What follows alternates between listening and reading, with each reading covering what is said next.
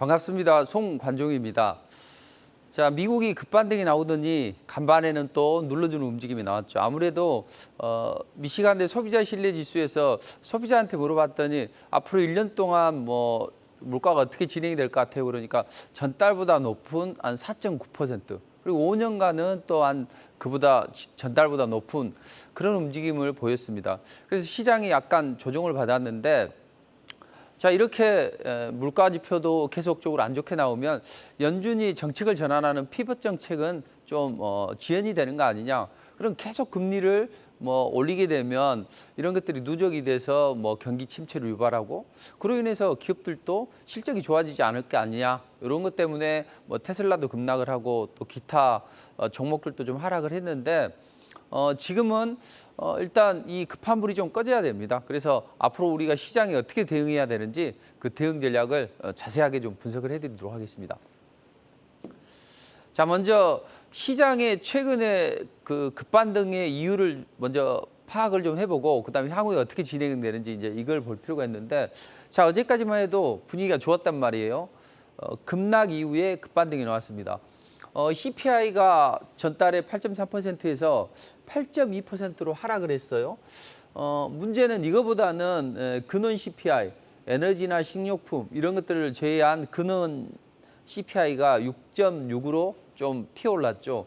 그러면서 시장이 급락이 나왔습니다. 그런데 갑자기 한 몇 분 지나고 나서 급반등이 나오면서 상승 마감을 했어요. 왜 이렇게 롤러코스터를 탈까요? 그 이유를 좀 분석해 볼 필요가 있습니다. 일단 쇼 커버링이 들어온 거 아니냐, 이렇게 우리가 예측을 해볼 수 있다는 이야기죠. 자, CPI를 발표했습니다.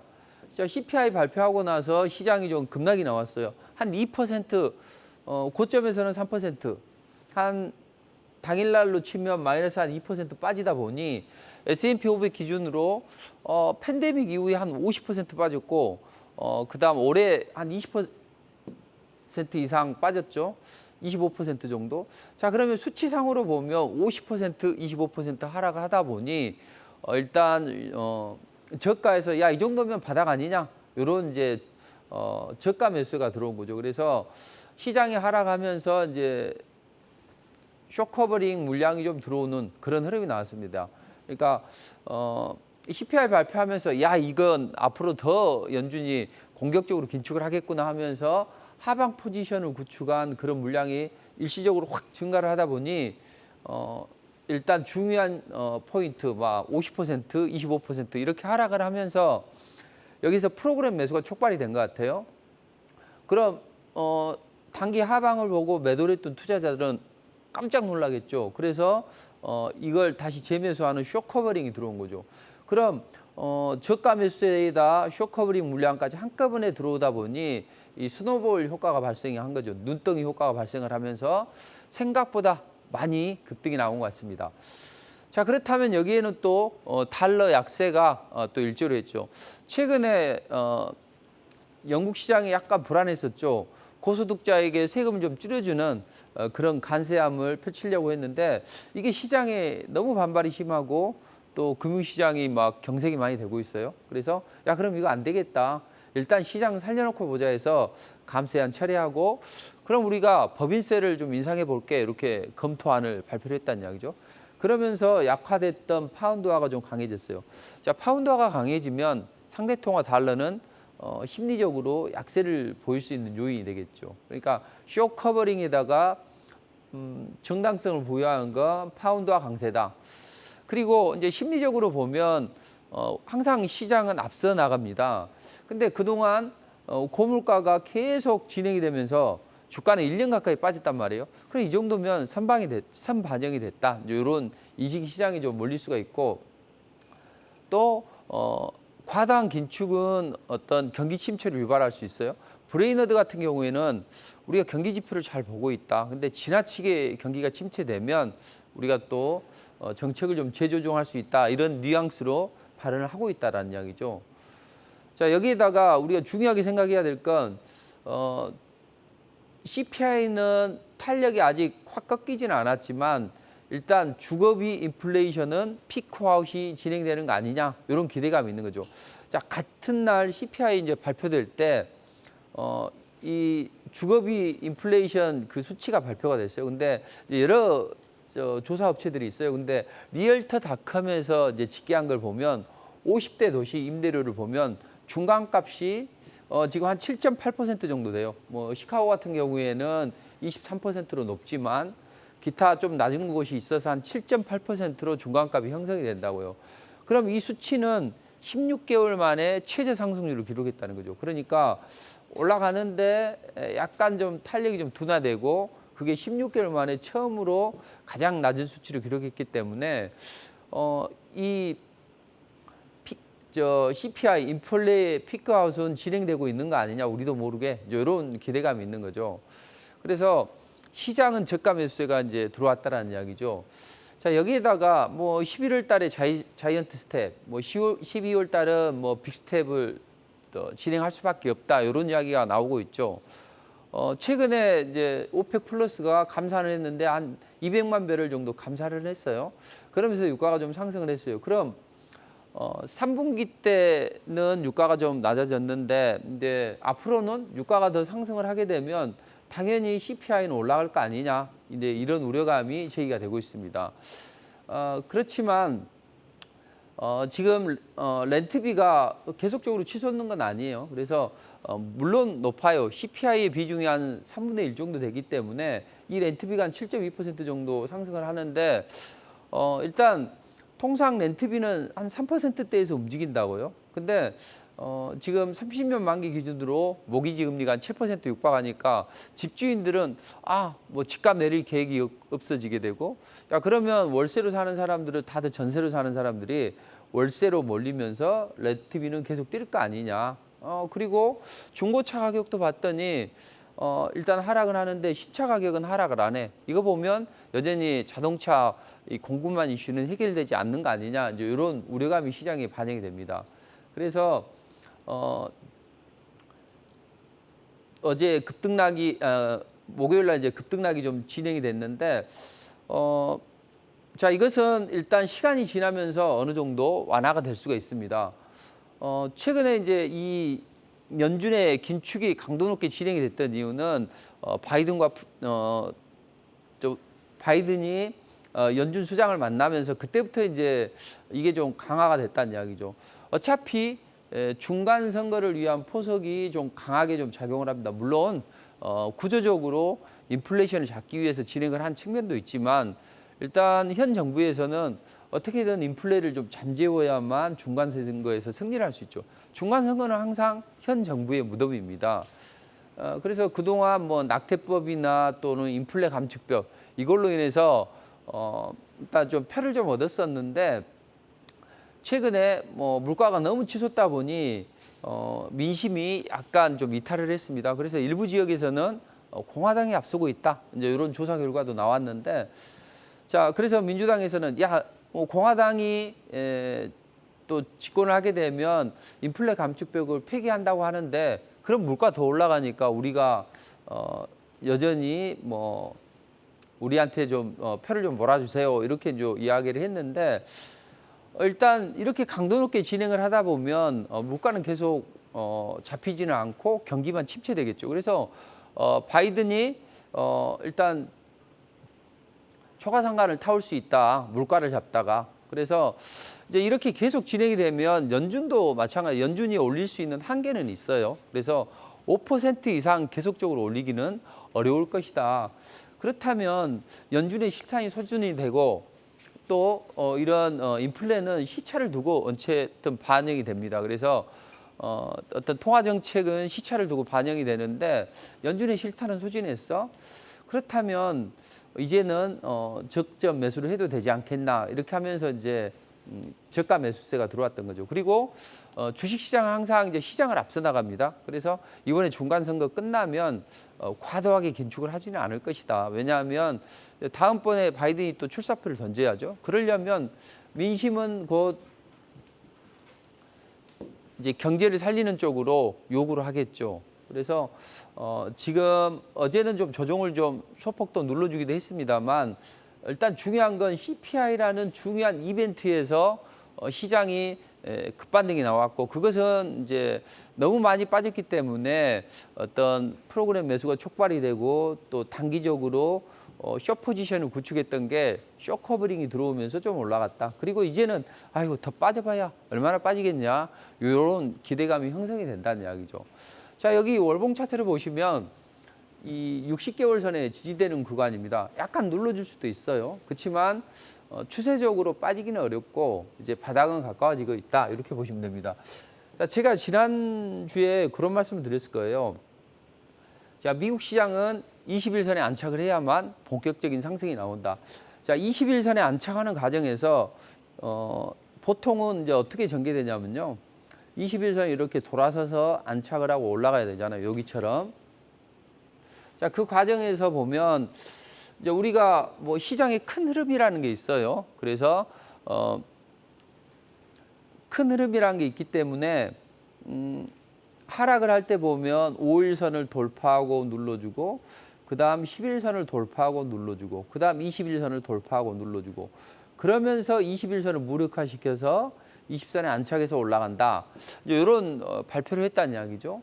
자, 이런 움직임이 나와야 된다고 말씀드렸습니다. 근데 지난주에 이 21선을 터치를 하고 조정을 받은 거기 때문에 빨리만 돌아서면 된다. 절대 빠져서는 안 되고 사실은 이제 저도 요날 걱정을 좀 했어요. 절대 빠지면 안 되는데 이런 생각을 했는데 장중에 급반등이 좀 나와졌다는 이야기죠. 그럼 이 또 음봉이 떨어지게 되면 투자자들은 많이 걱정을 하고 야, 또 다시 한번 조정을 받는 거 아니냐? 그럴 수도 있어요. 그렇지만 지금 이것은 너무 비관적으로 생각할 필요는 없다는 이야기죠. 왜냐하면 항상 주가를 상승으로 전환을 할 때는요. 하락을 하다가 하락하는 5일선을 돌려 세우기 위해서 5일선 위로 올라갔다 주저앉는단 말이에요. 그러니까 지금도 이 5일선을 무력화시키기 위해서 5일선을 돌파했다 눌러주는 건 괜찮아요. 근데 여기서 계속 빠지면 어렵습니다. 그러니까 반드시 지금은 빨리 돌아서야 되는 거다. 그래서 우리는 뭘 예측할 필요는 없습니다. 아, 지금은 20선에 안착을 하기 위한 그런 과정이 있는데 이 5일선을 돌려 세우는 과정이 있는데 과연 시장 여건이 5일선을 돌려 세우게 될지 아니면 또 빠지게 될지 이건 보자고요. 대신 우리는 딱 두 가지로 생각을 해야죠. 아, 빠지면 여기서 계속 한두 번, 두세 번 음봉이 떨어지게 되면 좀 어려워져요. 솔직히. 대신 여기서 다음 주에 잘 돌려 세우면 움직임이 그래도 견고해집니다. 근데 다음 주에 보면 몇 가지 뭐 산업 생산이나 또는 기존 주택 판매 이런 것들이 있지만 그렇게까지 중요한 이벤트는 제한적이에요. 그렇다면 다음 주에는 여기서 약간 엎치락뒤치락 하면서 기간만 소요되는 게 좋습니다. 지금은 빠지지 않고 기간이 소요되는 게 가장 이상적이다. 이렇게 좀 생각을 하시고 너무 지나친 걱정은 할 필요는 없다. 근데 중요한 것은 주도주들이 약간 귀환하고 있다. 아니, 주도주라고 표현하기는 그렇고 대형주들이 투심이 살아나고 있다는 게 아주 중요합니다. 최근에 우리가 달러가 아주 강해졌었죠. 근데 최근에 약화됐다는 이야기죠. 근데 원달러 환율은 그에 비해서 상당히 좀 강해집니다. 그 이유는 제가 말씀드렸죠. 내부적으로 수출업자들은 환율이 더 올라갈 것 같아. 그러니까 벌어왔던 달러를 원화로 안 바꾸고 또 수익 기업들은 앞으로 환율이 더 치솟을 것 같으니까 좀 사재기를 해보자. 고간에 달러를 좀 쟁겨놔보자 해서 투기적인 수요가 좀 많이 반영됐다는 이야기죠. 그래서 많이 안 빠졌는데 중요한 것은 최근에 이제 외국인들이 약간 트릭을 쓰는 움직임이 나옵니다. 자, 외국인들이 대량 선물 매도가 나온 날들 한번 보시면 16,000 계약, 17,000 계약 이렇게 나왔는데 이때 시장이 반등하다가 급락이 나왔어요. 이때 투자자들은 겁을 먹었을 거예요. 야, 외국인들이 선물 매도를 치면서 하방으로 포지션을 구축한 거 아니냐 이제 이런 우려감이 있었는데 그때 상황을 보면 저는 그렇게 말씀드렸어요. 투자자들에게 전애들도 항상 미국 시장을 쫓아가는 건 아니에요. 뭐 우리 장중에 보면 그렇잖아요. 뭐 미선물이 올라가면 또 막 올라가고 또 미선물이 조금만 빠져도 우리는 급락이 나오는 그런 움직임이 나왔습니다. 근데 겁먹을 필요는 없다. 왜냐하면 이 달러 약세로 인해서 원달러 환율이 하락을 하는데도 불구하고 외국인들이 선물을 대량으로 매도한다. 자, 이것은 이렇게 볼 수 있다. 외국인이 대량을 선물을 매도하게 되면 외국인들이 선물을 매도하게 되면 기관은 시장 조절자 역할에서 선물을 매수합니다. 그리고 선물을 매수하고 해지 개념으로 현물을 매도를 해요. 이게 이제 프로그램 매도가 나오는 거죠. 그럼 프로그램 매도는 주로 이제 대형주 쪽으로 많이 나오잖아요. 그러면 그동안 못 샀던 대형주를 사기 위해서 외국인들이 대량으로 선물을 매도를 때릴 수가 있어요. 왜? 외국인들이 언제 자신감을 가졌냐면 영국에서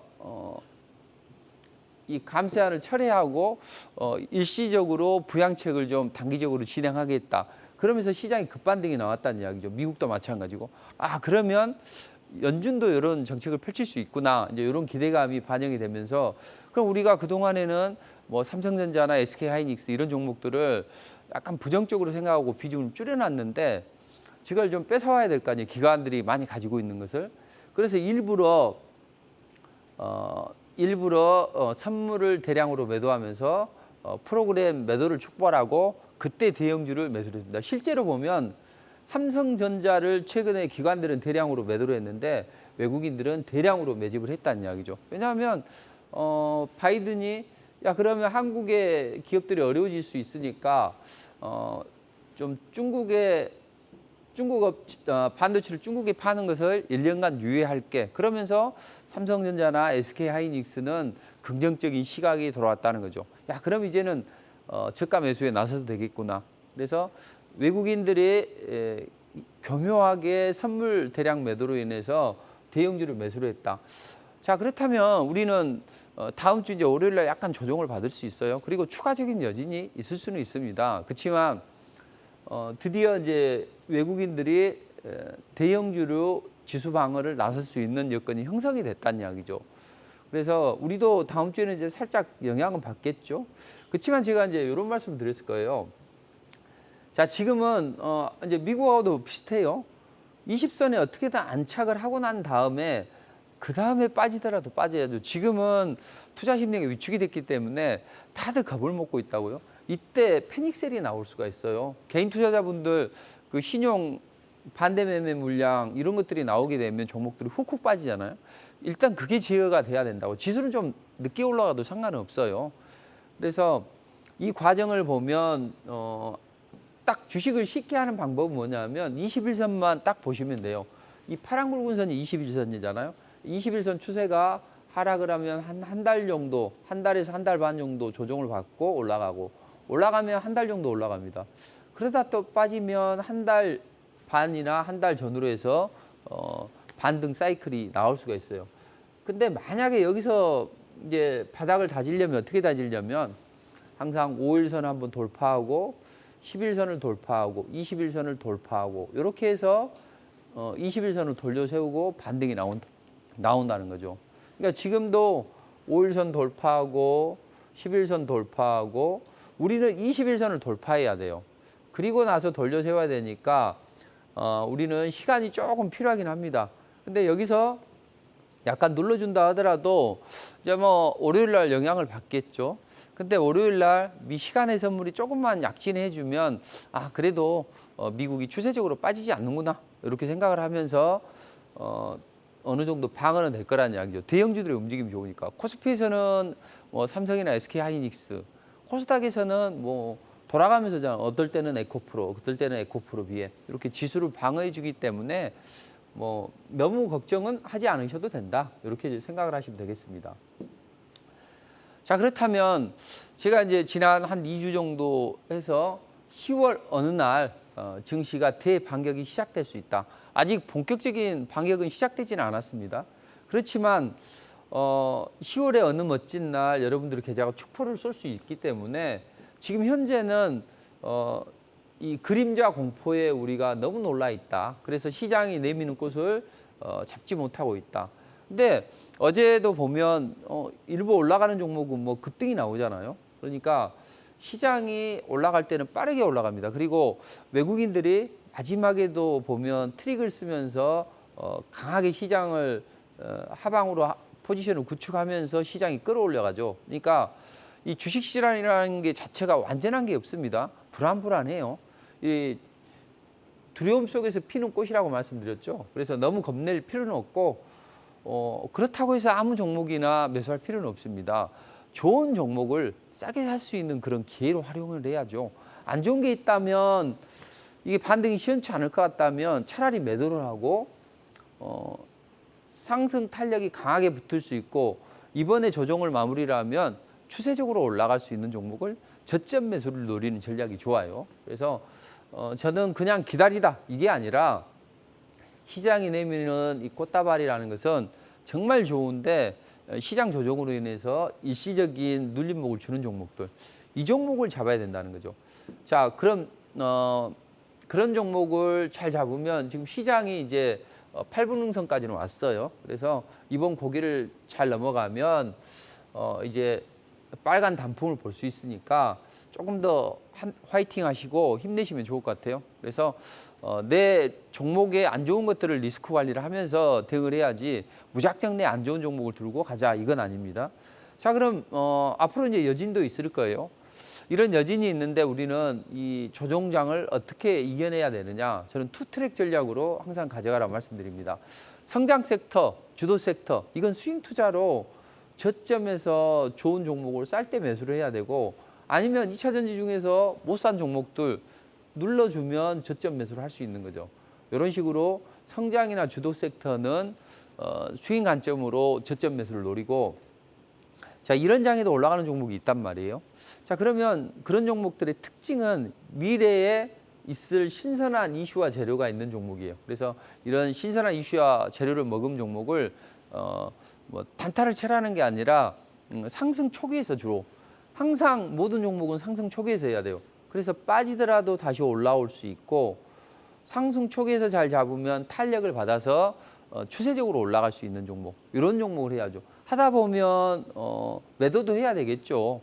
손절도 할 수 있겠죠. 그렇지만 손절을 작게 할 수 있고 한번 상승을 하면 추세적으로 올라갈 수 있는 이런 전략을 가져가시는 게 맞다. 그래서 우리 뭐 쉽게 말로 이런 말 있잖아요. 죽으나 사나 상승 초기만 노리면 된다. 저는 이제 최근에 에코프로를 저도 좀 죄송할 때가 있었는데 투자자들에게 다시 악재를 딛고 다시 날아오르고 있죠. 그래서 앞으로는 더 추가적인 상승이 나올 걸로 보여집니다. 뭐 폐배터리나 뭐 이런 쪽에 강점을 갖고 그리고 한번 상승한 종목은 유망 섹터 앞으로는 이제 전고체 배터리 쪽이나 이쪽이 좋아지겠죠. 그래서 폭발 위험성이 적고 화재 발생 위험성이 적은 전고체 배터리가 이제 시장의 주도 섹터가 될 텐데 이렇게 추세를 타고 올라가는 그런 종목들을 해야죠. 그래서 앞으로 성장 섹터나 주도주를 이런 식으로 하고 그다음에 이제 앞으로 뭐 10월 말에 빈살망자가 한국을 방문한다는 등 또는 우크라이나 재건이나 이런 데 이제 기대감이 많이 있다는 거죠. 그러니까 이미 벌어진 일이 아니라 앞으로 벌어질 일에 대한 그런 좋은 이슈가 재료가 있는 것들을 매매를 하면 이런 것들은 단기적으로 뭐 한 60, 70%는 급등이 나오죠. 그래서 리포트로 제시해드렸던 종목들인데 이런 식으로 움직임이 나올 수 있습니다. 그리고 간혹 보면 시장이 안 좋아도 이렇게 상한가를 치는 종목이 있어요. 사실 이번 주 리포트는 평소 때보다는 조금 약했던 것 같아요. 근데 지난주까지만 해도 보면 이 당일날 저점에서 해서 상한가를 치고 그 다음날 올라가서 한 50% 정도 올라갈 수 있는 종목들이 나온다는 거죠. 근데 그런 종목들이 대부분 보면 어떤 종목이냐면 현재 시장하고 아주 들어맞는 그런 종목입니다. 이를테면 손정희 회장과 우리 이재용 부회장이 만난다. 그랬을 때 ARM 인수 관련해서 하면 당연히 이 반도체 IP 업체가 좀 강한 움직임이 나오겠죠. 그래서 그 흐름에 맞게 이런 것들을 공략을 하고 또 금리 인상 시기다. 그러면 상승 초기에 눌림목에서 이런 거 단기 관점으로 하면 상한가를 치고 그 다음 날도 급등 랠리가 나온다는 거죠. 자, 그래서 우리는 투트랙 전략으로 가자. 정리를 해보면 이렇습니다. 시장은 지금은 바닥을 치는 과정이 있는 것이고 우리는 시장을 앞서 나가야 되겠죠. 그래서 그렇다고 해서 무작정 내가 안 좋은 종목을 들고 가는 게 아니라 안 좋은 종목은 버리거나 비중을 줄이고 앞으로 크게 올라갈 수 있는 종목을 저점 매수를 노린다면 어제처럼 시장이 급반등이 나오면 종목들은 아주 빠르게 올라갈 수 있다고요. 그때 쾌재를 부르겠죠.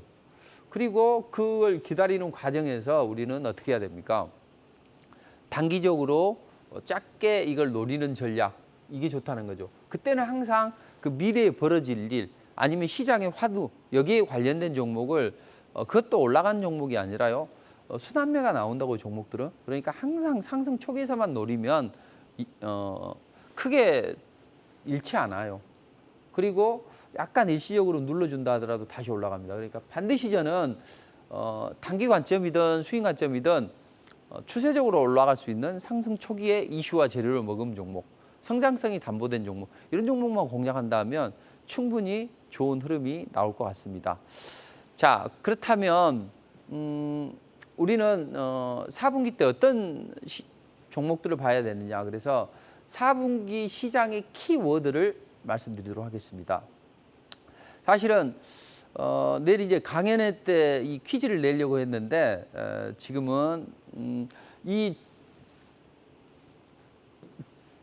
4분기 키워드에 해당되는 이 섹터를 잘 보시면 어떤 재미있는 이제 그 흐름이 나올 수 있는데 주도주는 저는 반도체보다는 2차 전지를 보는 게 좋을 것 같아요. 반도체는 반동은 나올 수 있습니다. 그렇지만 추세적으로 올라갈 수 있는 섹터는 아니기 때문에 저는 2차 전지를 주도적으로 봐야 된다. 그리고 성장주 쪽에서는 바이오주, 이제 신라젠 거래 재개했죠. 그러면서 성장률이 안 나오는 그런 시기에도 우리는 약 먹고 또 치료를 받아야 되잖아요. 그래서 바이오주, 그리고 앞으로는 이제 로봇주들이 성장 섹터가 될 것 같아요. 정부 정책과 맞물려서. 그래서 주도주는 2차 전지, 성장주는 바이오나 로봇. 그 다음에 이제 앞으로 벌어질 일이 뭐가 있을까요? 네옴시티 10월 말에 빈살만 왕자 오거나 하면, 그리고 우크라이나 재건주. 물론 푸틴하고 바이든하고 뭐 회담 안 하겠다 이런 이야기를 하긴 했지만 지난번에 태양광 테마 형성될 때 보세요. 시장에 관심이 전혀 없었어요. 그럴 때 인플레이션 감축법을 가지고 전해들이 이 태양광을 핸들링할 수 있다. 근데 생각보다는 많이 올라갔죠. 그래서 그때 보면 항상 두려움 속에서 피는 꽃이에요. 그리고 시장이 이제는 확신을 가질 때 그때는 꼭지라는 이야기죠. 그러니까 대부분이 주식시장에서 돈을 벌기가 어려운 게 이런 거죠.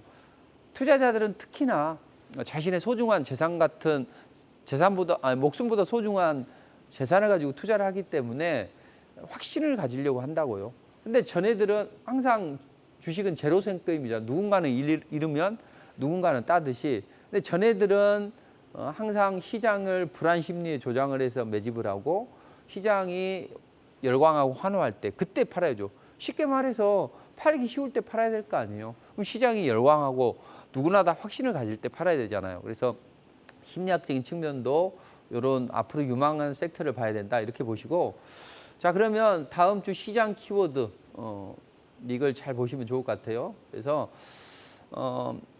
내일 강연회 때는 이걸 가지고 이제 퀴즈를 한번 낼까 하는데 이걸 잘 봐주시면 좋을 것 같습니다. 자 그러면 우리 재욱 씨, 지금 강의를 제가 이 강의를 이 시간하고 또 다음 시간까지 계속 진행을 해야 되죠. 그렇죠. 네, 그래서 페이스 조절을 하면서 좀 자세하게 좀 유망 섹터를 제시를 해드리도록 하겠습니다. 자, 먼저 2차 전지는 주도주가 돼야 된다. 저는 2차 전지는 상당히 애증의 그런 쪽입니다. 제가 2차 전지 쪽을 이제 베팅을 해서 이게 주도주가 된다 해서 했는데 이쪽이 일시적으로 좀 안 좋을 때가 있었어요. 이때는 뭐 에코프로 BM이 이제 화재 사고가 발생했을 때 이때 시장이 좀 조정을 받았지만 이후에는 2차 전지는 계속 주도주의 유지를 지위를 지금 유지를 하고 있다라는 이야기죠. 그래서 앞으로 2차 전지는 최근에 투자 심리가 좀 위축이 됐어요. 근데 항상 그 2차 전지가 한번 시세가 나면 기간 조정을 또 몇 개월 받아요. 그리고 다시 올라가는 그런 흐름이 나옵니다. 그럼 최근에 2차 전지 투심이 얼어붙었던 이유는 뭡니까? 전방산업 전기차 수요가 감소할 것이다. 테슬라가 인도 차량이 줄어들었다. 중국 업체들도 수요가 좀 감소해서 줄어들었네. 이렇게 이야기가 나오고 있다는 거죠. 그래서 전방 산업이 약간 위축이 되다 보니 우리 2차 전지 관련주들이 약간 조정을 받았습니다. 그렇지만 이 부분은 어느 정도 해소가 될 수 있어요. 특히 이제 우리 현대차나 기아차가 고전을 하고 있죠. 인플레 감축법 때문에. 근데 만약에 공화당이 집권을 하게 되면 이거 폐기가 될 것이고 이번 중간 선거에서 이기면 만약에 시간이 이제 중간 선거가 끝나게 되면 아마도 이 수정 법안을 발의할 수가 있다는 이야기죠. 이번에 중국에 반도체 수출하는 거 우리 업체들 1년 동안 유예를 해줬죠. 이건 뭐냐면 실제로 반도체는 한국에 의존할 수밖에 없고 또 한국 마음을 좀 달래줘야 되잖아요. 그래서 그럼 반도체라도 1년 유예를 해주자. 근데 실제적으로 지금 중간 선거가 코앞에 다가왔기 때문에 그래도 아메리칸 퍼스트 뭐 일자리 많이 창출하고 또 우리 기업들에게 호재를 줄 수 있는 이 전기차 쪽은 규제를 아직 안 풀고 있는 거죠. 근데 이게 시간이 지나면 규제를 좀 풀 수 있다. 좀 이렇게 생각을 하시면 될 것 같습니다. 자, 근데 이제 결정적으로 2차 전지가 조정을 받았던 시기를 보면 머스크가 쓸데없는 발언을 많이 합니다. 뭐 대만을 특별 행정구로 생각을 해야 된다, 또는 크림반도를 러시아 영토로 인정을 해야 된다, 이런 발언이 되면서 우크라이나나 대만에 불매 운동이 일어나고 있죠. 이런 것들이 전 세계적으로 전쟁을 싫어하는 투자자들에게 안 좋은 시각이 되죠. 아무래도 테슬라를 구매하려고 하는 그런 것들이 좀 마음이 좀 줄어들겠죠. 근데 골드만삭스는 이런 이야기를 했어요. 테슬라가 인플레 감축법의 최대 수혜주다. 물론 최근에 조정을 받긴 받아요. 그렇지만 이제 이게 이제 본격적으로 11월 달에 시행이 되고 하면 그래도 수혜자는 테슬라가 될 수 있다. 이제 이런 발언을 하고 있죠. 그래서 일시적으로 머스크 리스크는 있지만 그래도 이쪽은 앞으로 좀 개선이 될 수 있는 부분이다. 이렇게 좀 생각을 하시고, 중국이 이제 좀 판매량이 많이 감소를 좀 하고 있습니다. 5월 달에서 7월 달에는 100% 이상인데 지금 한 93%로 많이 좀 줄었다는 이야기죠. 그래서 미국이나 이런 중국의 전기차 업체들이 줄어서 전방 산업이 좀 불안하긴 하지만 그래도 금리를 계속 올려도 이자를 많이 내고 그만큼의 성장이 나올 수 있는 섹터다. 그리고 앞으로 유럽 쪽에서는 규제가 강화되고 있죠. 규제가 강화되고 그럴수록 전기차 수요는 늘어날 수밖에 없죠. 자, 그리고 이제 인플레가 언제까지 진행이 되지는 않을 거예요. 어느 순간에는 이제 인플레가 피크아웃이 진행이 될 건데 지금도 이미 진행이 되고 있죠.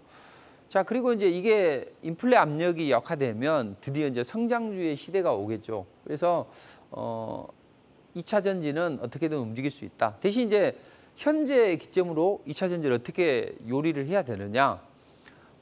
일단 가장 중요한 건 대형주들이 주로 중요합니다. 근데 이제 코스피 쪽의 종목들 좋아하시는 분들은 뭐 LG 에너지 솔루션이나 뭐 이런 종목들을 공략하면 좋겠죠.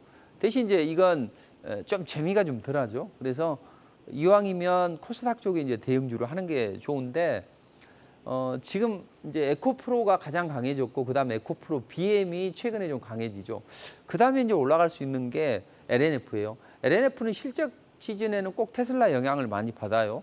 그래서 조정을 받는데 이제 앞으로 이제 이쪽 그 LNF나 이런 쪽으로도 움직일 수 있겠죠. 그래서 2차 전지의 순환매를 보면 대형주로 돌고 그다음에 폐배터리나 이런 쪽으로 돌았는데 이제 다시 대형주로 돌 것 같아요. 그러니까 대형주라고 하면 저는 이제 에코프로, BM, LNF, 에코프로 이 세 종목을 다 이제 시기에 따라서 리포팅을 해드리고 이제 이쪽은 쭉 눈 감고 끌고 가는 그쪽으로 이제 생각을 하고 있는데 앞으로 공략을 한다면 에코프로 BM이 더 훨씬 더 좋겠죠. 그래서 에코프로 BM이 21선 정도 눌러주면 좋은 관점이 됩니다. 근데 여기서 이제 투자자들은 좀 빠르게 세게 올라가는 거 원할 거 아니에요? 그때는 이 중소형주를 봐야 된다. 이 중소형주는 제가 시간 관계상 이따 무료 공개 방송에서 말씀드리도록 할 테니까 토요일 날, 일요일 날 무료 공개 방송을 진행합니다. 여기서는 어떤 유망 섹터에서 그 종목을 콕 집어서 이번 주는 이 종목을 보십시오. 이제 이렇게 말씀드립니다. 그래서 무방에 오신 분들이 이제 종목이나 이런 것들을 콕 집어가지고 같이 분석을 하고 어떤 좋은 타이밍을 이제 말씀드리는데 그런 것들이 잘 들어맞고 한 번씩 올라가게 되면 폭발적인 랠리가 나오죠. 왜냐하면 저는 주로 상승 초기 종목만 좋아합니다. 그러다 보니 한번 상승이 나오면 추세를 타고 올라가죠. 대신 제가 이제 상승 초기다 보니 약간 안 가는 종목도 간혹 있을 수가 있어요. 그런 건 작게 리스크 관리만 해준다면 또 좋은 투자 전략을 짜드릴 수 있다 이렇게 보시고, 자, 2차 전지는 이제 앞으로 유망할 수 있는 그런 성장주 섹터다. 근데 사실은 이제 2차 전지의 랠리의 유발자는 푸틴이라고 보시면 돼요. 그래서 푸틴이 우크라이나를 침공하고 수개월간 지금 우크라이나하고 전쟁을 하고 있죠. 근데 최근에 이제 바이든은 푸틴에 대해서 자신감을 느끼는 것 같아요. 푸틴은 우리 젤렌스키가 상대해도 돼. 우리는 무기만 좀 대주면 되지 않나. 지금 봐라. 뭐 합병했던데 다 탈환하고 크림반도까지 폭파시키지 않냐. 우리 무기 계속 대주면서 젤렌스키가 잘 대응할 수 있도록 하자. 대신 우리는 러시아는 저렇게 놔두면 예전에 구소련이 몰락한 것처럼 그렇게 될 것 같다. 그러니까 우리는 중국에 좀 집중을 해보자. 그래서 이제 중국의 압박 전략을 계속하고 있다는 거죠. 여기에는 또 여러 가지 이유가 있어요. 미국인들은 한 80% 이상은 중국을 싫어한다고요. 그래서 대중과 압박 전략이 중간 선거에는 유효하고, 또 자신의 아들 헌터 바이든, 여기에 BHR 파트너스하고 연계가 돼서 뭐 BHR 파트너스가 투자한 기업에 전략 비추기를 팔았다, 뭐 어쨌다, 이런 별 이야기가 다 나오고 있죠. 그러니까 이걸 리커버리 하기 위해서도 대중국 압박 전략을 좀 강하게 좀 하고 있습니다. 그래서 여기에 보면 이 미국 제조 광물 배터리 부품만 일정 이상 보조금을 줄 수 있다. 이제 이런 식으로 하면서 우리 기업들이 힘들게 하고 있긴 하지만, 어쨌든 이런 이제 움직임이 나오다 보니 우리 기업들이 이제 차량 판매가 좀 줄어들 거 아니에요. 여기서 이제 중요한 게 이걸 좀 해결할 수 있는 방법이 없냐.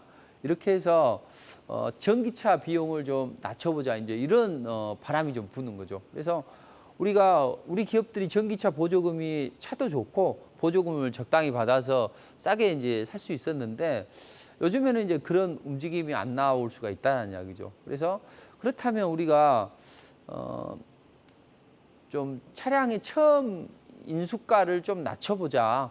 이렇게 이제 분위기가 좀 형성돼요. 그래서 이제 구독 서비스를 진행을 합니다. 그러니까 배터리 구독 서비스를 진행하는 거죠. 쉽게 말해서 이런 겁니다. 기아차 니로가 판매가가 4,500만 원이에요. 근데 정부 보조금은 1,000만 원을 주죠.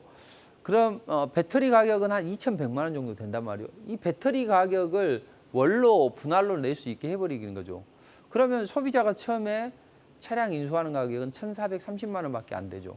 그래서 배터리 가격이 2,100만 원인데 이 중에서도 폐배터리 가격이 한 700만 원 정도 된다고요. 그럼 실제로 배터리는 1,400만 원 정도 소비자가 부담해야 되는데, 이걸 한꺼번에 부담하려면 젊은이들도 어렵고 하니까 이걸 좀 48개월로 분할 납부하게 해보자. 그래서 한 29만 원 정도면 그러면 전기차 사는데 1,430만 원이면 사고, 여기에다 하루에 한 달에 막 30만 원 정도면 내 월급에서 충분할 거야 해서 많이 이제 사게 만드는 거죠. 그래서 이런 쪽으로도 진화를 하고 있다. 그렇다면 전기차 구매 수요가 훨씬 더 늘어날 수 있겠죠. 그럼 배터리 업체들은 당연히 좋은 실적을 이어갈 수 있을 겁니다. 그래서 이런 흐름 때문에 또 2차 전지는 좋은 움직임이 나올 수 있다. 근데 실제로 이게 어떤 허무맹랑한 그런 전략이 아니라 해외에서는 이미 이런 것들을 진행을 하고 있어요. BMW나 벤츠나 이런 쪽에서 겨울에 추우니 핸들 열선 또는 시트 열선, 이런 것들은 차량 가격 좀 낮출 테니까 이거 월 사용하면 2만 원 내세요, 3만 원 내세요, 이렇게 하는 거죠. 이것 때문에 이제 좀 BMW나 벤츠 이용자들의 문매를 맞긴 했지만, 이런 월 구독 서비스가 진행을 하면서 진입 장벽을 낮춰주고 있다라는 이야기죠. 그렇다면 이런 종목들이 이제 어느 쪽으로 주로 돋느냐 보면 대형주, 그다음에 폐배터리 관련주, 그다음 전고체 배터리 관련주, 주로 이런 쪽으로 돕니다. 그래서 이런 종목들을 잘 지켜보고, 근데 이렇게 많이 올라가 있는 종목을 하면 안 되겠죠.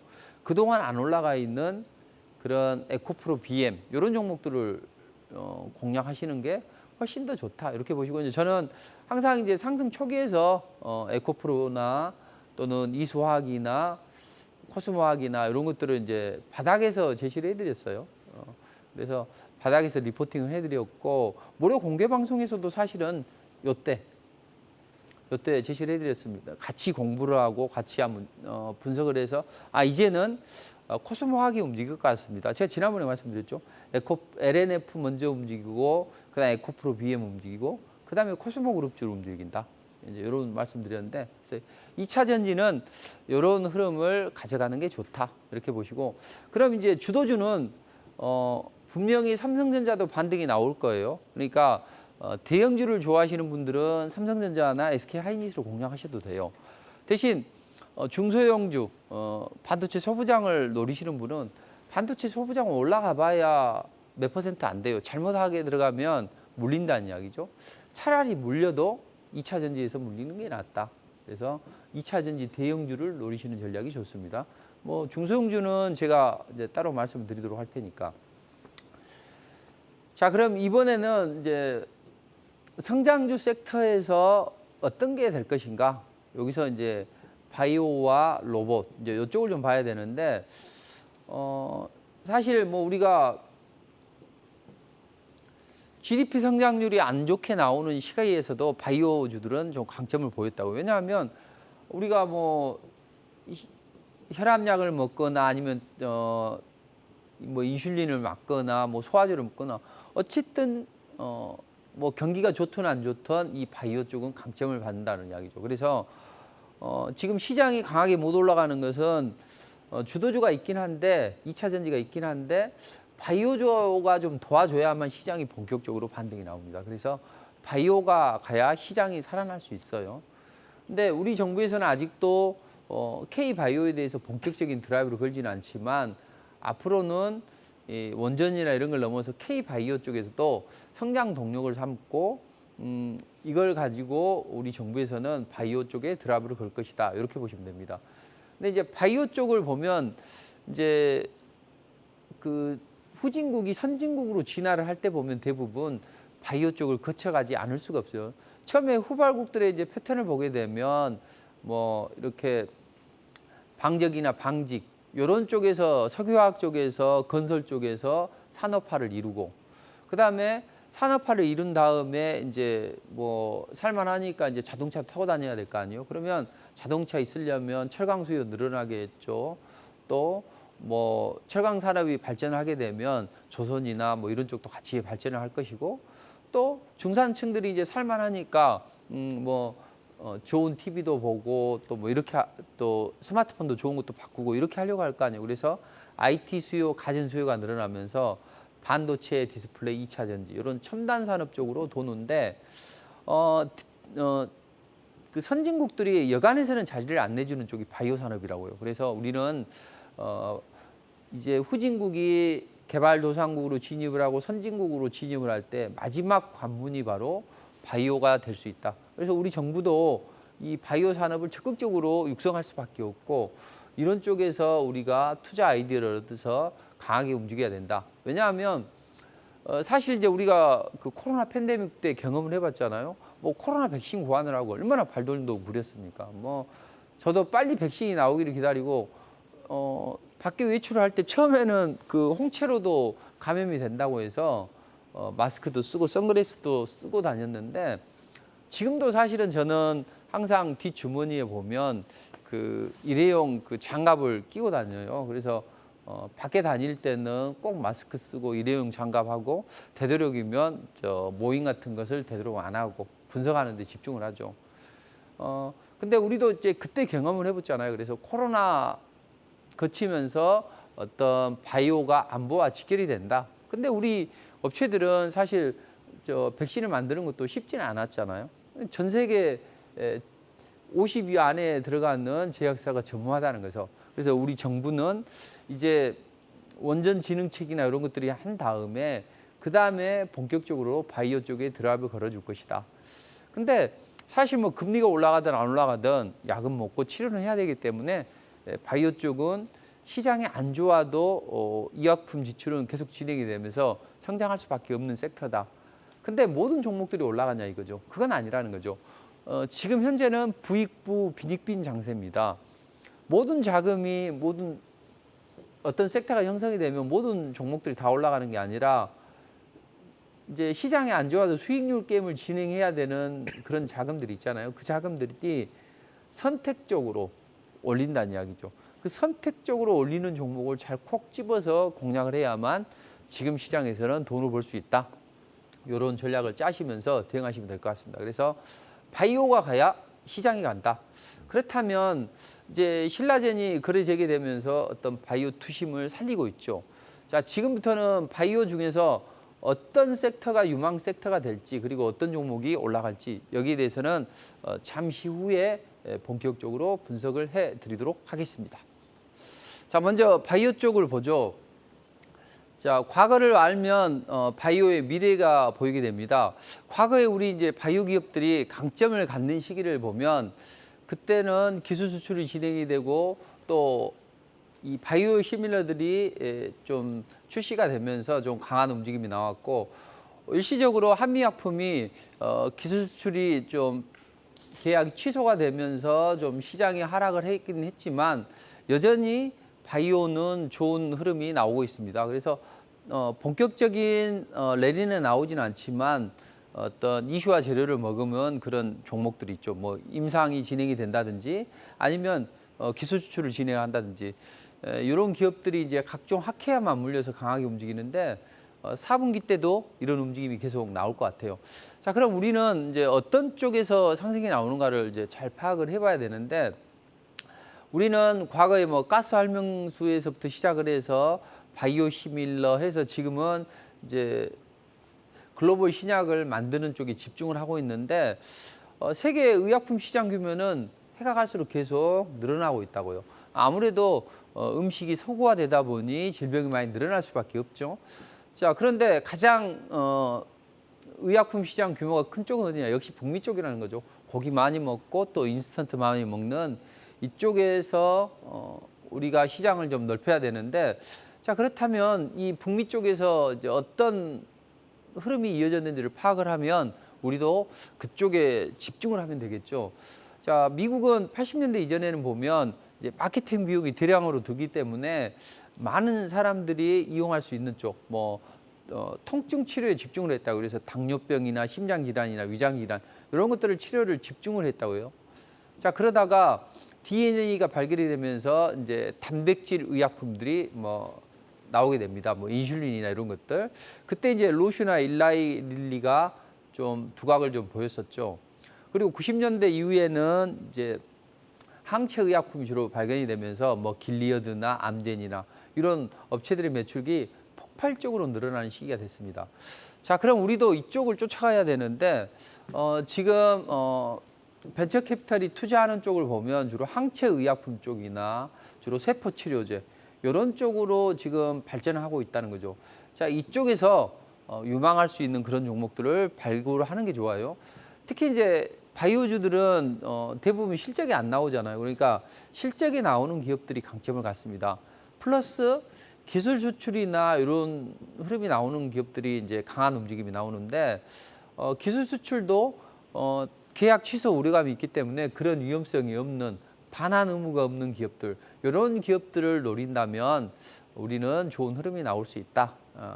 그렇다면 이제 기술 수출이 진행되는 그런 기업들 이렇게 말씀드렸는데 여기에서 어떤 종목이 또 유망한지 이따 무료 공개 방송에서 이제 자세히 좀 말씀드리도록 하고 앞으로 이제 그 세포 치료제 쪽을 좀 집중해서 보면 좋은 종목들이 발굴이 될 겁니다. 자, 우리 몸에는 어떤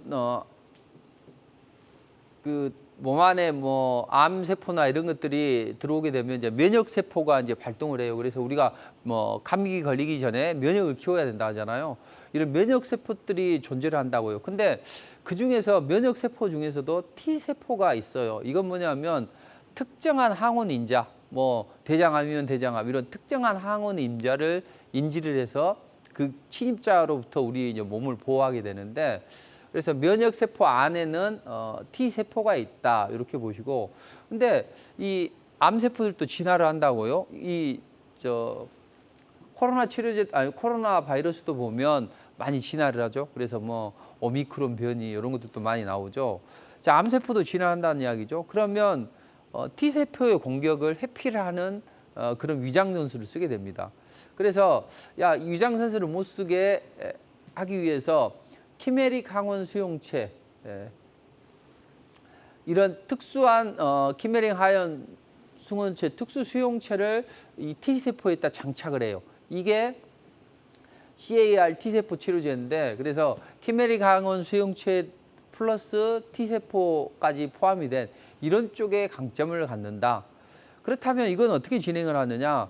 결국에는 환자에게서 피를 빼서 여기에다가 T세포 유전자를 변형을 시켜서 다시 환자의 몸에 주입을 해가지고 그 암을 선택적으로 공략을 하는 이런 쪽이 앞으로 발전할 걸로 보여집니다. 그래서 이와 관련된 기업을 잘 보시면 좋은데, 이와 관련된 기업은 이렇게 좀 많아요. 근데 이제 여기에서 일일이 종목들을 다 이제 제가 분석을 해드릴 수는 없어요. 근데 이따 무료 공개 방송에서는 이 중에서도 가장 유망한 종목들이 있죠. 이 중에서 아마 급등이 나오는 종목이 나올 겁니다. 아마 빠르면 다음 주에도 나올 수 있으니까 잘 보시고 그 종목을 이따 무료 공개 방송에서 같이 한번 공부해 보자고. 오늘은 12시 10분에 진행을 합니다. 그리고 여기서 자세하게 분석을 해드리도록 할 테니까 일단 샵 8181 적어 놓으세요. 그래서 샵 8281로 문자를 보내세요. 참여라고 문자를 보내면 바로 공개 방송에 입장을 하시면 유망 섹터에서 한두 종목 콕콕 찍어서 같이 한번 분석을 한번 해드리도록 할 테니까 안 좋은 종목들을 가지고 계신 분들은 여기 참여하시면 좋을 것 같아요.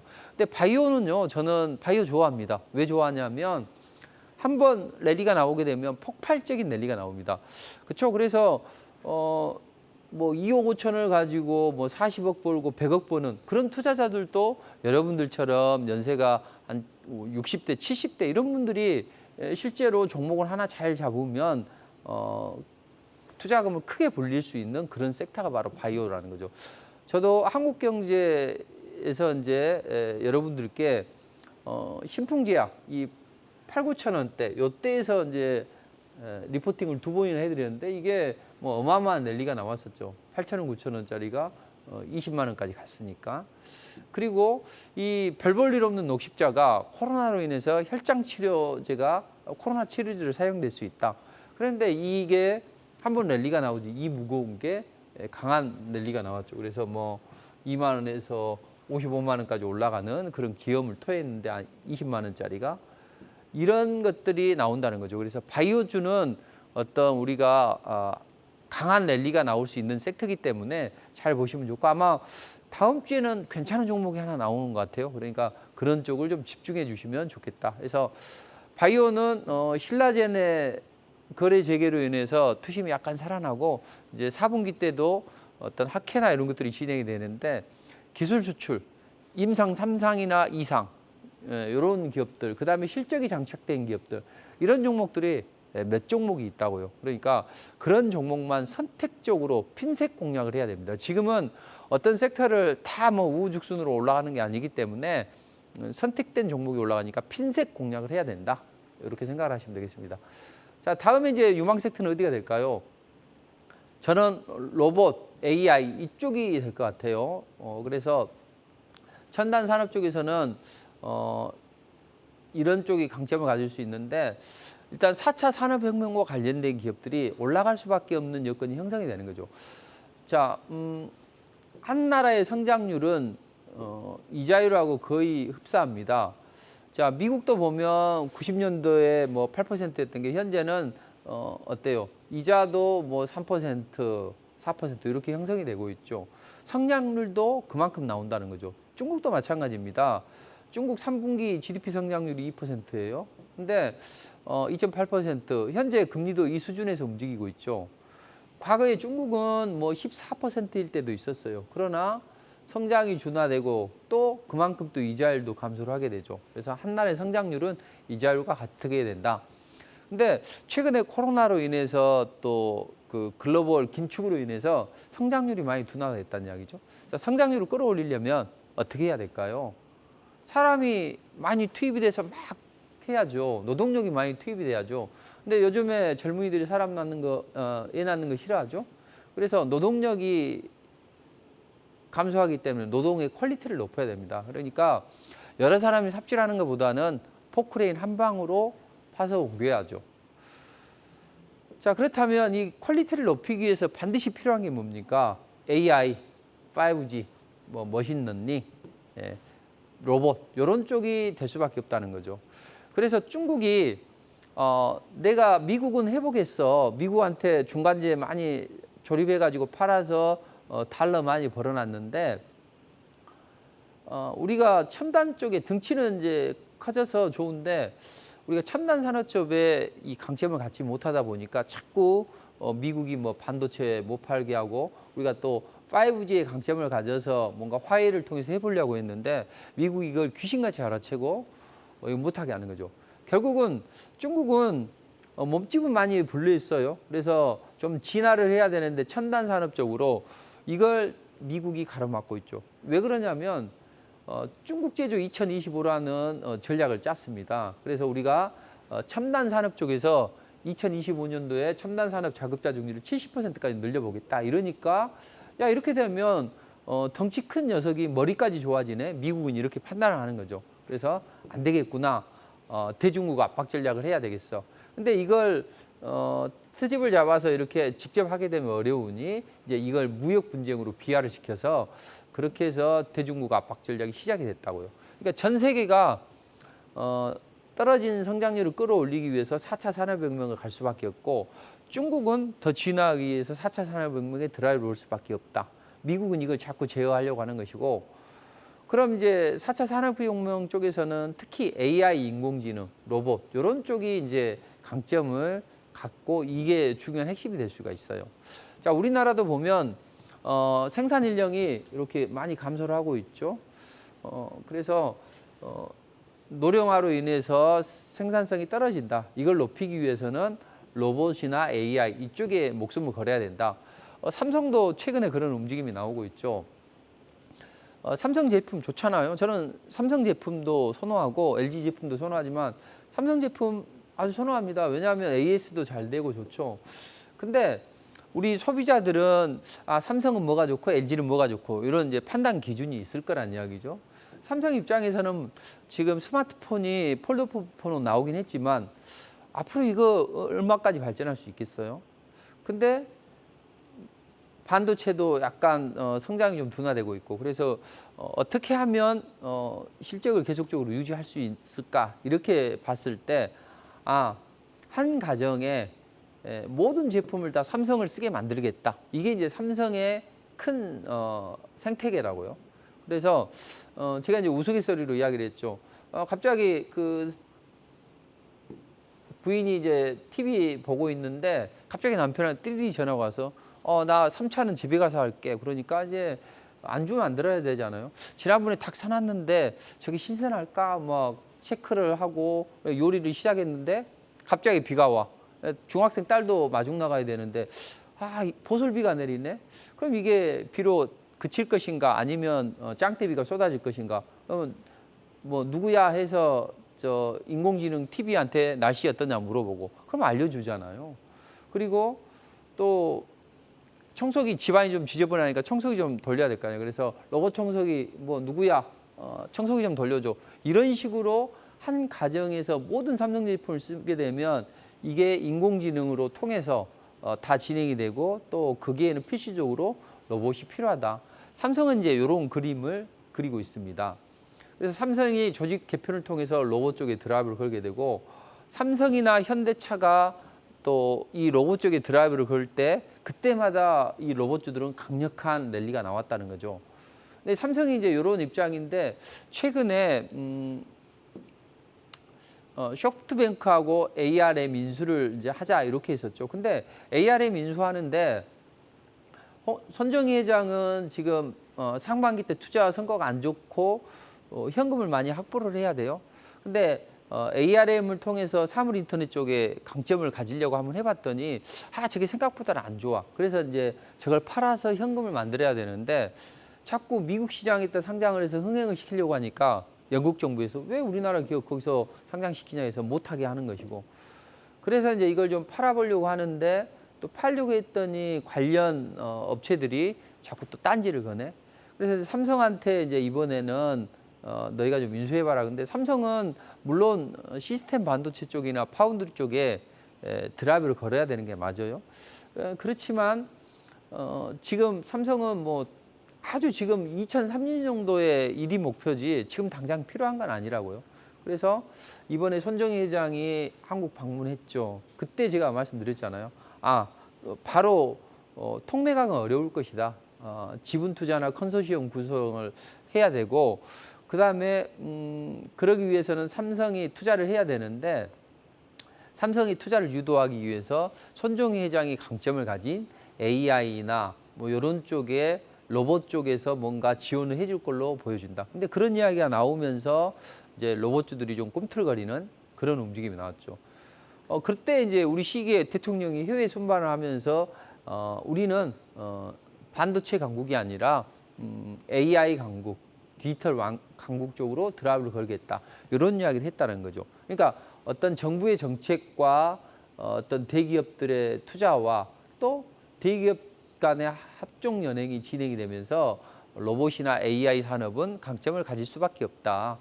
특히 저성장 국면에서는 성장률을 끌어올리기 위해서 전 세계가 4차 산업혁명 쪽에 드라이브를 걸어야 된다고요.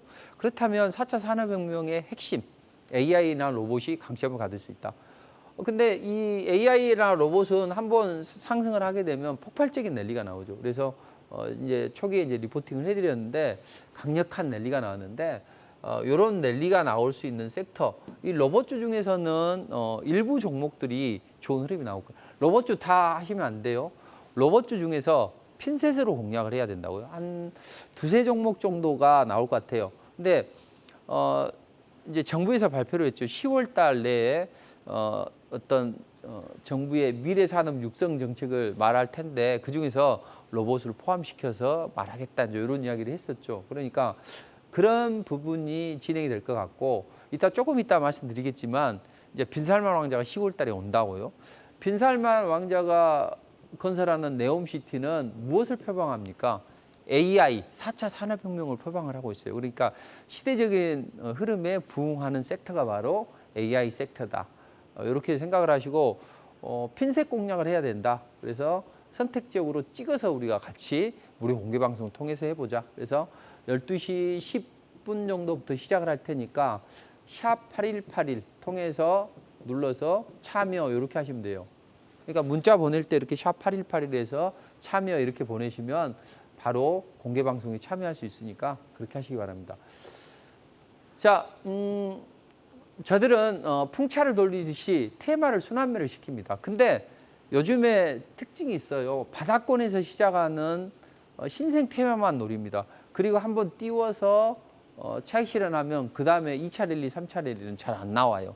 그러니까 항상 새롭게 형성이 되는 테마 아니면 그동안 조정을 받았거나 그러다가 이제 다시 올라갈 수 있는 테마 형성이 되는 그런 시기 때 올라간다는 이야기죠. 자, 그런 쪽이 어디가 있을까요? 저는 네옴시티와 우크라이나 재건주를 좀 잘 봐야 된다, 이렇게 보시면 됩니다. 자, 테마라는 건요 항상 상승 초기에서 테마가 형성되기 직전에 공략하는 게 좋아요. 과거 우리가 태조 이방원 이런 이야기를 했었죠. 근데 태조 이방원 이야기할 때 보면 그런 종목들이 처음에 태양광이 원전에 가로막혀서 올라갔습니까? 전혀 시장에 관심이 없었다고요. 이렇게 시장의 뒤안길에 머물고 있는 태양광 테마가 어땠습니까? 시장의 주도주로 부각이 되면서 강한 랠리가 나왔죠. 그래서 태양광, 조선, 뭐 2차 전지, 바이오 뭐 이런 쪽은 제가 계속적으로 이제 국고처를 통해서 말씀드렸죠. 근데 이제 시간이 지나면서 뭐 태조 이방원 이렇게 했는데 그때는 제가 지난번에 말씀드렸죠. 지금은 따라 들어가는 게 아니다. 지금 따라 들어가면 다 물리게 된다. 결국은 그 종목들이 탄력이 둔화되면서 조정을 받았죠. 자, 우크라이나 재건주 예전에도 한번 테마가 형성이 됐어요. 근데 또 올라갈 만하면 또 갑자기 악재도 나오네. 어제 같은 경우도 그렇죠. 최근에 이제 이 종목들이 올라갈 수 있었던 건 뭐예요? 푸틴이 다음 달에 열리는 G20 정상회담에서 바이든하고 만나가지고 한판 단판을 좀 짓겠다 이런 이야기를 했었죠. 그러니까 시장이 그 종목들이 올라갔는데 이 관련주들은요. 바이든이 안 만날 거야. 나 쟤 만날 필요 없어요. 이렇게 이야기를 해도 안 빠졌다는 이야기죠. 오히려 조금 올라갔었고 급기야는 푸틴도 이제 속이 상했겠죠. 그래서 나도 안 만나 이렇게 했어요. 그래서 또 이 테마가 아예 죽는 거 아니냐 그런데 테마불사라는 이야기 있죠. 그리고 최근에 이제 흐름을 보면 이 테마를 핸들링하는 전애들의 의도는 정말 큰 자금이 들어서고 크게 형성되는 쪽은 한번 제대로 드라이브를 거는 것 같아요. 지난번에 그 인플레 감축법을 진행할 때 보면 설마 저게 올라갈까 했는데 결국은 태양광이나 이런 쪽이 강력한 랠리가 나왔었죠. 그러니까 이쪽은 앞으로 이제 유망 산업이잖아요. 유망 섹터죠. 큰 자금이 투입이 되니까. 그래서 군가에서 보면 뭐 밟아도 뿌리 뽑는 잔디불처럼 뭐 이렇게 이 우크라이나 재건 테마는 올라갈 듯 말 듯 하지만 한번 테마가 형성했다. 근데 그때는 늦어요. 그래서 제가 좋은 전략을 하나 말씀드릴게요. 복합 테마라는 게 있어요. 복합 테마 또는 중복 테마 이렇게 이야기를 하는데 하나만 해당되는 게 아니라 다른 쪽에도 해당이 된다는 거죠. 이를테면 이런 거죠. 자, 네옴시티에도 해당이 돼. 근데 얘는 또 우크라이나 재건주에도 속해. 그러면 빈살만 왕자가 10월 달에 방문을 하니까 그 기대감이 좀 올라갔다가 결국 푸틴이 두 손 두 발 들거나 어떤 그런 흐름이 나왔을 때 랠리가 나오면 그때 투자자들이 이제 이때 관심을 갖는다고요. 그때는 이미 늦죠. 그러니 복합적으로 이번에는 이런 테마로 움직이다가 다음번에 이런 테마로 움직일 수 있는 그런 섹터를 공략하는 게 아주 좋은 전략이다. 그래서 약간 부정적인 시각도 있을 수 있겠지만 당장 어제 뉴스 보면 큰 흐름상으로 보면 좋은 흐름이 나올 수 있으니까 우리는 잘 보자. 그렇다면 이제 우리가 주식을 잘 하려면 어떻게 잘해야 됩니까? 저는 두 가지를 잘해야 된다고 봅니다. 국제금융 그리고 국제정세를 잘 파악을 해야만 주식을 잘 할 수 있어요. 왜냐하면 연준이 어떤 통화정책을 펼치느냐 영란은행이 어떤 통화정책을 펼치느냐 여기에 따라서 시장이 등락을 하잖아요. 그리고 국제정세, 뭐 우크라이나 침공하고 하면서 각종 테마주들이 강한 움직임이 나오죠. 그러니 국제정세와 국제금융을 잘 파악하지 않고서는 주식을 잘 할 수가 없습니다. 자, 그럼 국제정세 관점에서 한번 보자고요. 바이든의 속내가 뭘까요?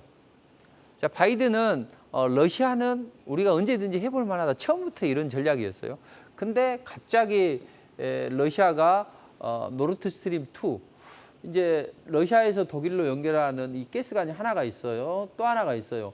이 노르트 스트림 2를 이제 다 건립을 했어요. 미국이 반대에도 불구하고 어르고 달래서 이제 건립을 해서 이제 가스 실험을 하려고 하는데 이걸 독일 düsseldorf 법원이 못하게 딱 막아버리는 거죠. 물론 이제 바이든의 사주를 받았다고 생각을 했겠죠. 그래서 이때부터 신기가 틀어져서 이제 그러면 뭔가 좀 본때를 보여주겠다 하면서 우크라이나 침공을 감행한 거죠. 크림 반도를 합병했던 것처럼. 근데 여의치 않아서 이제 이렇게 흘러갔는데 중요한 것은 바이든은 러시아는 이미 처음부터는 상대로 생각을 하지 않았어요. 근데 갑자기 이제 돌출 행동을 해서 이제 놀랐을 텐데 지금은 이제 젤렌스키가 충분히 푸틴을 상대할 수 있겠다 이제 이런 판단을 하는 것 같아요. 왜냐하면 우크라이나 탈환을 하는 속도가 상당히 좀 가파르고 있죠. 그리고 서방의 무기가를 계속 지원해주고 또 나토의 신속 가입을 통해서 한다면 이제 나토가 도와줄 수 있잖아요. 이런 이제 흐름이 형성이 되는데 푸틴은 어떠냐 이거죠. 푸틴은 궁지에 몰려 있는 거죠. 자, 2주 안에 예비군 동원령을 완료하겠다. 그만큼 군인 수가 부족하겠죠. 또 이것도 부족해서 벨라루스한테 야 너희 좀 참전해. 우리가 이쪽 남부하고 이쪽에서 동부 쪽에서 공략할 테니까 너희는 북부 쪽에서 공략을 해. 이렇게 이제 깡짜를 놓는 거죠. 그래서 울며 겨자 먹기로 벨라루스는 참전을 해야 되는 그런 흐름이죠. 근데 가만히 이제 최근에 전황을 보면 쟤네들이 포를 쌀 때 S-300 미사일을 반복적으로 사용을 하고 있어요. 이건 이제 구소련제거든요. 그러니까 미사일이 떨어졌다는 방증이 될 수 있다. 그래서 서방에서는 너희 미사일 떨어졌지? 그러니까 안 떨어졌어. 자꾸 이제 하면서 하지만 S-300을 반복적으로 사용하는 것을 보면 분명히 좀 곤욕스럽다. 그리고 하는 이야기가 그죠. 이 유럽으로 가는 가스관을 이제 좀 뭔가 본때를 보여주려고 좀 노르트 스트림 2를 좀 일부를 파괴를 했는데 유럽은 끔찍도 안 하죠. 그리고 너희 그러면 그럴수록 우리 거래 안 해. 이렇게 하고 우리 이미 바닥의 재고를 한 90% 이상 채워놨어. 이렇게 하는 거죠. 그러니까 안 되겠어요, 푸틴이. 그래서 야 그러면 우리가 우리 못 믿을 것 같으니까 터키를 통해서 경유해서 한번 해보자. 이런 카드까지도 쓰고 있다는 거죠. 이제 이렇게 해서 다각도로 푸틴도 여러 가지를 합니다. 그럼에도 불구하고 정말 이제 안 들으면 우리가 이제 우려하는 건 이거잖아요. 혹시라도 전술핵이나 이런 것들을 사용할 수 있겠다. 이제 이런 우려감인데 EU에서는 아주 강경합니다. 야, 너희 핵 쓰면 우리 다 힘합쳐가지고 너희 전멸시켜 버릴 거야. 이렇게 경고를 하고 있어요. 그러니까 푸틴은 만약에 내가 핵을 쓴다면 이제는 마지막 최후의 카드로 써야 되기 때문에 지금 섣불리 쓰고 있지는 못하는 것 같습니다. 그래서 푸틴은 상당히 좀 입지가 곤란하다. 이런 상황에서 G20 정상회담은 일단 지금 당장은 물고 건너갔는데 이건 좀 두고 봐야 될 일이죠. 근데 이제 최근에 IMF가 우크라이나 재건하는데 내년에 51조 원 정도는 들 거다. 그래서 젤렌스키가 주장하는 경제 포럼을 출범시켜서 이쪽에 좀 지원을 해주자. 이런 이제 흐름이 나온다고요.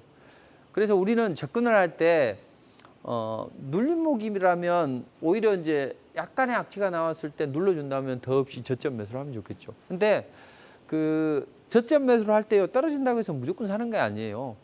그 하락을 하고 하루 이틀 정도 딱 숨고르기가 나오면 그때 이제 저점 매수를 노리는 게 좋다 이렇게 보시고 그거보다는 복합 테마가 형성이 되는 네옴시티와 관련해서 어차피 우크라이나 재건주라는 게 그 다들 건설주나 아니면 기계 장비 관련주들이잖아요. 그러니까 네옴시티와 연관이 되어 있는 그런 섹터를 공략한다면 훨씬 더 잘 올라갈 수 있다. 저는 이제 리포트를 해줄 때 항상 상승 초기만 한다고 했잖아요. 그러니까 우크라이나 재건주들이나 이런 것들도 보면 수급선 60선과 생명선 20선이 붙어 있는 것들. 수급의 생명을 불러일으켜야죠. 자, 수급의 생명이 불러일으키니까 강하게 랠리가 나옵니다.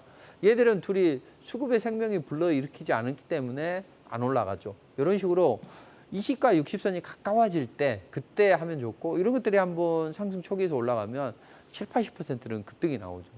그러니까 항상 죽으나 사나 상승 초기만 노린다면 그렇게 어려움은 없다 이렇게 생각하시면 될 것 같아요. 뭐 하나 솔루션도 보면 태양광 관련주잖아요. 또 모듈러 주택 관련주기도 하죠. 그러니까 복합 테마가 형성이 되는 것들이 가장 좋다. 자 그렇다면 복합 테마가 형성이 될 수 있는데 네옴시티 관련주들을 좀 볼 필요가 있습니다. 자 빈살만 왕자가 이제 11월 초에 이제 방한을 한다고요. 자 빈살만 왕자가 방한한 이유는 뭡니까? 네옴시티 그 다음에 무기 요것 때문에 이제 오겠죠. 먼저 네옴시티를 한번 보죠. 네옴시티를 그 서울 면적의 44배에 달하는 미래 도시를 건설하는데 여기에 600조 원 이상이 투입이 된다고요. 자, 근데 왜 이 빈살만 왕자가 이런 선택을 했을까요? 이제 빈살만 왕자는 야욕이 있는 사람이에요. 그래서 아버지가 국왕이잖아요. 아버지가 국왕인데 원래 이제 사우디는 이 영공서열로 이 왕위가 계승이 된다고요. 그래서 작은 아버지 또 큰 아버지 아들 이런 식으로 했는데 아버지 왕위를 내가 바로 계승하고 싶어 이렇게 이제 생각을 하고 이 좀 호전적인 사람이죠. 그래서 경쟁자들을 이제 핍박을 합니다. 뭐 호텔에다 가두고 또 이 사람들 재산 몰수하고 또 갑자기 사촌 형제들이나 이 경쟁자들이 비행기 타고 갔다가 죽고 자동차 사고 나서 죽고 이제 이런 것들을 이제 가스쿠치라는 사람이 이제 약간 반체제 인사가 여기에 대해서 이제 이야기를 한 거죠. 국제사회에. 그러니까 얘 가만 놔둬서는 안 되겠다 해서 이제 암살을 했어요. 그러니까 암살을 하면 서방 특히 미국은 어때요? 인권을 중요하게 생각하는 사람이잖아요. 그러니까 이건 나쁜 XX 이렇게 이제 하는 것이고, 그 다음에 예멘의 후티 반군을 무자격에 폭격을 해요. 그러니까 이 사람은 도저히 같이 상대해서는 안 되겠구나 해서 이제 바이든이 손절을 했다고요. 그러면서 이제 관계가 악화된 거죠. 그러니까 빈살만 왕자는 이제 어떻게든 내가 왕위는 개성할 수 있고, 이번에 이제 왕위를 개성한다고 했었죠. 됐었죠. 이제 실질적으로 자기가 그런 대외적으로는 1인자 역할을 합니다. 근데 이 바이든하고 관계가 안 좋아지면서 국제사회에서 약간 좀 지위가 좀 흔들려요. 과거에는 중동의 맹주였잖아요. 그래서 이제 바이든하고 이제 관계가 악화되니까 돌아선 여인하고는 어떻게 이제 보복을 해야 될 거 아니에요. 여인이 가장 싫어하는 일을 하죠. 뭘 합니까? 야, 너희 미국이 어떻게 해서 먹고 살았어? 결국은 오일 파는 거 다 달러로 결제라고 해서 달러가 기축통화 지위를 얻고 그랬죠. 그래서 그걸 페트로 달러라고 하죠. 근데 이번에는 달러만 쓰는 게 아니라 위안화도 사용할 수 있어. 그래서 페트로 위안을 이야기를 합니다. 그러면서 중국을 도와주죠. 중국은 미국의 대중국 압박 전략을 받고 있으니까 그중에서 미국은 유가금리 환율로 중국을 괴롭힌다는 거죠. 세계에서 가장 원유를 많이 쓰는 나라가 중국이니까. 그래서 중국은 어떻게든 유사시에 대만을 공격하려고 하면 원유 수송로를 차단하겠죠, 미국이. 그런 흐름을 회피하기 위해서 1대1로를 만들고, 그 다음에 사우디하고 야, 우리가 그러면 무기나 뭐 이런 거 지원해 줄게, 원전 지어 줄게, 이렇게 하면서 오일은 위안화도 사용할 수 있게 해줘, 이렇게 하는 것이고, 러시아를 통해서 보면 또 뭐예요? 또 러시아는 또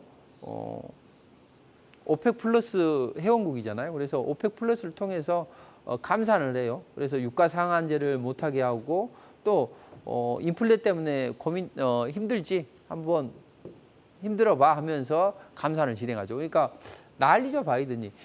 이거 좀 한 달만 유예해줘. 한 달 후면은 우리가 중간선거 이기잖아. 근데 지금 공들여 놨는데 한 달만 좀 유예해줘. 그러니까 아이고, 우리는 경제 상황이 어려서 그렇게는 안 될 것 같아요. 미국이 이렇게 종용하고 있다, 이렇게 이제 국제사회에다 대고 하니까 미국이 너희 무기 안 팔 거야, 이렇게 한 거죠. 앞으로 1년 동안은 무기 팔지 마.